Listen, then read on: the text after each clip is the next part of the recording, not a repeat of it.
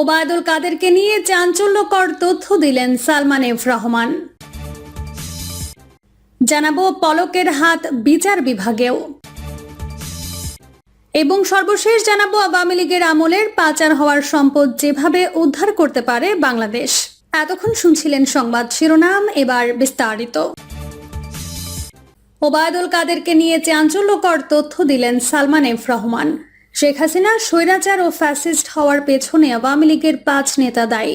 এরা হলেন আওয়ামী লীগের সাধারণ সম্পাদক ও সাবেক সেতুমন্ত্রী ওবায়দুল কাদের, সাবেক স্বরাষ্ট্রমন্ত্রী আসাদুজ্জামান খান কামাল, সাবেক মন্ত্রী জাহাঙ্গীর কবির নানক, সাবেক তথ্য প্রযুক্তি প্রতিমন্ত্রী জুনায়েদ আহমেদ পলক এবং সাবেক তথ্য প্রতিমন্ত্রী মোহাম্মদ আলী আরাফাত। 5 আগস্টের পর গ্রেফতার শেষে রিমান্ডে জিজ্ঞাসাবাদের নেতারা ঢাকা মহানগর গোয়েন্দা পুলিশকে এসব তথ্য দেন।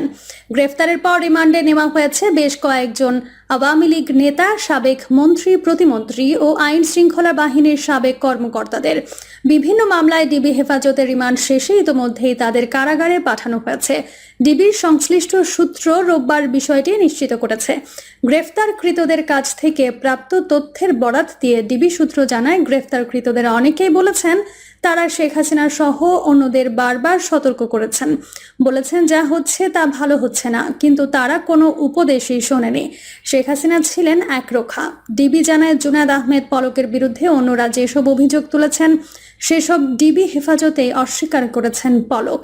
পলক ডিবিকে জানিয়েছে অবস্থা বেগতিক দেখে তিনি পদত্যাগ করতে চেয়েছিলেন। শেখ হাসিনার সহ অন্য নেতারা তাকে পদত্যাগ করতে দেয়নি। আওয়ামী লীগ নেতা জাহাঙ্গীর কবির নানক তাকে গালিগালাজ করেছেন, বলেছেন এই মুহূর্তে মন্ত্রিসভার কেউ পদত্যাগ করলে সরকারের ওপর চাপ বাড়বে। ওবায়দুল কাদের তাকে শারীরিকভাবে লাঞ্ছিত করেন। শেখ হাসিনার সামনে পলককে অপমান করা হলেও তিনি কোনো ভূমিকা নেননি। উল্টো তার অবস্থান ছিল নানক কাদেরদের পক্ষেই। সাবেক প্রধানমন্ত্রী শেখ হাসিনার উপদেষ্টা সালমান এফ রহমান ডিবিকে জানিয়েছেন 5 থেকে 6 জন নেতার জন্য দেশে ভয়াবহ পরিস্থিতি তৈরি হয়, আর এই পরিণতির জন্য শেখ হাসিনা নিজেই দায়ী। সালমান আরও বলেছেন, আমি যেহেতু ব্যবসায়ী তাই ব্যবসায়ীদের সঙ্গে আমার বেশি বৈঠক হতো। ওইসব বৈঠক শেষে দেশের অবস্থা স্থিতিশীল রাখতে তারা চাপ দিত। আমি ওই চাপের কথা তৎকালীন প্রধানমন্ত্রীকে অবগত করতাম, কিন্তু তিনি পাত্তা দিতেন না। রুদ্ধদ্বার বৈঠকগুলোতে আমাকে রাখতেন না। কারফিউ ঘোষণার দিন ওবায়দুল কাদেরের দেখামাত্র গুলির নির্দেশের বিষয়ে প্রশ্ন করা হলে তিনি বলেন, আইনগতভাবে এটা বলার সুযোগ নেই। তিনি কেন এ ধরনের কথা বলেছেন তার ব্যাখ্যা তিনি নিজেই দিতে পারবেন। যুক্তরাষ্ট্র কানেকশনের বিষয়ে জানতে চাইলে তিনি ডিবিকে বলেন, যুক্তরাষ্ট্রের সঙ্গে আমার কোনো বিশেষ কানেকশন ছিল না। তারা আমাদের দেশে অনেক বিনিয়োগ করেছে, কিন্তু টাকা দিতে পারছিল না। এই কারণে তারা মাঝে মধ্যে আমাকে নক করত। যুক্তরাষ্ট্রের লোকজন কেন বারবার এসে আপনার সঙ্গে বৈঠক করত জানতে চাইলে সালমান এফ রহমান ডিবি সংশ্লিষ্ট কর্মকর্তাকে বলেন, বৈঠকগুলো ছিল মূলত অর্থনৈতিক বিষয়। ডলার সংকট সহ নানা কারণে যুক্তরাষ্ট্রের বিনিয়োগকারীদের মুনাফা দিতে পারছিলাম না। তাদের সঙ্গে রাজনৈতিক বিষয় নিয়ে আমি কোনো কথা বলতাম না। অর্থ পাচারের বিষয়ে সালমান এফ রহমান কি বলেছেন জানতে চাইলে ডিবি সংশ্লিষ্ট সূত্র একটি জাতীয় দৈনিককে বলেন, কিছুটা দায় স্বীকার করলেও পুরো দায় চাপিয়েছেন শেখ হাসিনার পরিবারের সদস্য ও মন্ত্রিসভার কতিপয় সদস্যদের বিরুদ্ধে। শেখ হাসিনার সবকিছুই জানতেন বলে রিমান্ডপ্রাপ্ত কয়েকজন আসামি জানিয়েছেন। সাবেক আইনমন্ত্রী আনিসুল হক নিজেকে নির্দোষ দাবি করে বলেন, সবকিছুর জন্য সাবেক প্রধানমন্ত্রী শেখ হাসিনা এবং তার মন্ত্রিসভার কয়েকজন সদস্য দায়ী।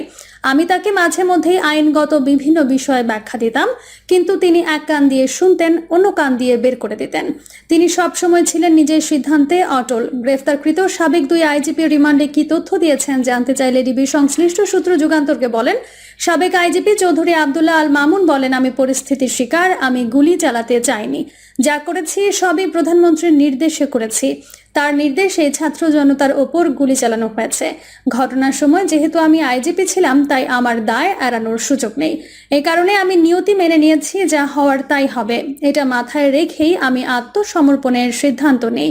পরে সেনা হেফাজত থেকে আমাকে পুলিশে দেওয়া হয়। ডিবি পুলিশের জিজ্ঞাসাবাদে সাবেক আইজিপি AKM শহীদুল হক বলেন, আমি অনেক আগেই অবসর নিয়েছি। এরপর থেকে আমি নিষ্ক্রিয়। আমাকে কেন এসবের মধ্যে জড়ানো হচ্ছে? ডিবির সংশ্লিষ্ট কর্মকর্তা বলেন, AKM শহীদুল হক বিভিন্ন সময়ে ঝাঁঝালো মন্তব্য করেছেন। মূলত এসব বিষয়ে তাকে বিস্তারিত জিজ্ঞাসাবাদ করা হয়েছে। পলকের হাত বিচার বিভাগেও। 2016 সালে আইসিটি প্রতিমন্ত্রী ছিলেন জুনায়েদ আহমেদ পলক। নিজের দপ্তরে তো দাপট দেখিয়েছেন বিচার বিভাগেও। নিজের পছন্দের প্রতিষ্ঠানকে কাজ পাইয়ে দিতে আইন বিভাগকে এড়িয়ে তিনি জুডিশিয়ারি পাইলট প্রকল্প এর প্রস্তাব করেছিলেন। আদালতে কয়েকটি ক্যামেরা ও অডিও ভিডিও ধারণ করে ডিজিটাল বিচার ব্যবস্থার প্রস্তাব দিয়েছিলেন তিনি। যদিও আদালতে 100 কোটি টাকার ইলেকট্রনিক আর্চওয়ের কাজ কি জানেন না খোদ প্রস্তাবকারী সংস্থাও। পরিকল্পনা কমিশন বারবার বিচার ব্যবস্থা উন্নতির জন্য খাতগুলো সংযুক্তের পরামর্শ দিলেও নিজের স্বার্থ সিদ্ধির জন্য পরামর্শগুলো এড়িয়ে শুধু টাকার অঙ্ক বাড়িয়ে একই প্রকল্প প্রস্তাব পরিকল্পনা কমিশনে পাঠানো হয়। কমিশনের সিদ্ধান্ত এড়িয়ে যাওয়ায় প্রকল্পটি ঝুলে আছে 8 বছর। আদালতের কার্যক্রম ডিজিটাল করার উদ্দেশ্যে আইন ও বিচার বিভাগকে এড়িয়ে 327 কোটি টাকার প্রস্তাবিত প্রকল্পটি বিভিন্ন প্রস্তাবে দফায় দফায় বেড়ে 2600 কোটিতে ঠেকেছে। তাতেও পরিকল্পনা কমিশন আসল কাজ খুঁজে পাচ্ছে না। কমিশনের বক্তব্য, মামলা জট কমানোর আবশ্যিক খাত যুক্ত করতে হবে, কিন্তু মন্ত্রণালয়ের সংশোধনীতে গেলে আর সংশোধন হয় না। আগের প্রকল্প প্রস্তাবই ফেরত পাঠায়, দফায় দফায় টাকার অঙ্ক বাড়ে, তবে সংশোধন না হওয়ার কেটেছে 8 বছর। এখন পরিকল্পনা কমিশন বলছে এটি আগের সরকারের প্রস্তাবিত প্রকল্প, এতে খাজনার চেয়ে বাজনা বেশি। বর্তমান সরকার তা নিয়ে কি ভাবছে মনোভাব বোঝার জন্যই ফের মন্ত্রণালয়ে ফেরত পাঠানো হয়েছে প্রকল্পটি। পরিকল্পনা কমিশন বলছে এই ব্যয়ের প্রকল্পে নেই বাদী কিংবা বিবাদের কোনো উপকার, নেই বিচার ব্যবস্থার উন্নতির আভাস, নেই লাখ লাখ মামলা জট কমানোর কোনো উদ্যোগ, শুধু আছে ব্যক্তি স্বার্থ। উন্নত বিশ্বে মামলা হলে আদালতের রায়ের প্রক্রিয়া যত দ্রুত শেষ করা যায় তা নিয়ে কর্তৃপক্ষের দৌড়ঝাঁপ থাকে। বাংলাদেশের ক্ষেত্রে তেমনটি হয় না। এজন্য এই প্রকল্পে পেপার হিয়ারিং রাখার পরামর্শ দিয়েছে পরিকল্পনা কমিশন। এর পাশাপাশি কেউ প্রাথমিকভাবে মামলা করতে গেলে সাক্ষীর বক্তব্য, অডিও ভিডিও রেকর্ড, মামলার তদন্ত অনলাইনে রেকর্ড ও সব বিষয়ে অনলাইনে রেকর্ড রাখার পরামর্শও দেওয়া হয়েছে, কিন্তু বারবার সেটিও এড়িয়ে যাচ্ছে আইন ও বিচার বিভাগ। প্রকল্পের পটভূমি কি ছিল? 2016 সালের 12 জুলাই আইসিটি বিভাগ প্রথমে জুডিশিয়ারি পাইলট প্রকল্প শীর্ষক একটি প্রকল্প 327 কোটি টাকা প্রাক্কলিত ব্যয়ে দেশের নির্বাচিত কয়েকটি জেলায় বাস্তবায়নের জন্য একনেক সভায় উপস্থাপন করে।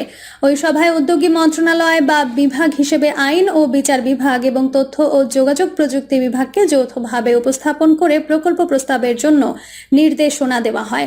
পরবর্তী সময়ে আইন বিচার বিভাগ বাংলাদেশ কম্পিউটার কাউন্সিলের কারিগরি সহায়তায় জুডিশিয়ারি পাইলট প্রকল্প শীর্ষক প্রকল্প প্রস্তাবটি 2210 টাকা প্রাক্কলিত ব্যয়ে বাস্তবায়নের জন্য কমিশনে পাঠানো হয়। ওই ডিপিপির ওপর 2018 সালের নভেম্বরে আবার পিএসি হয়। কিছু সিদ্ধান্তের পর প্রকল্পটি পিএসি সভা অনুষ্ঠানের 2 বছর পরে সম্পূর্ণ জিওবি অর্থায়নে 2878 কোটি টাকা প্রাক্কলিত ব্যয় বাস্তবায়নের প্রস্তাব করা হয়। পরবর্তী সময়ে কয়েক ধাপের পিএসি সভার পর সেটিকে 2625 কোটিতে বাস্তবায়নের পরামর্শ দেওয়া হয়। 8 বছর পেরিয়ে গেলেও সেটি এখনো আলোর মুখ দেখেনি।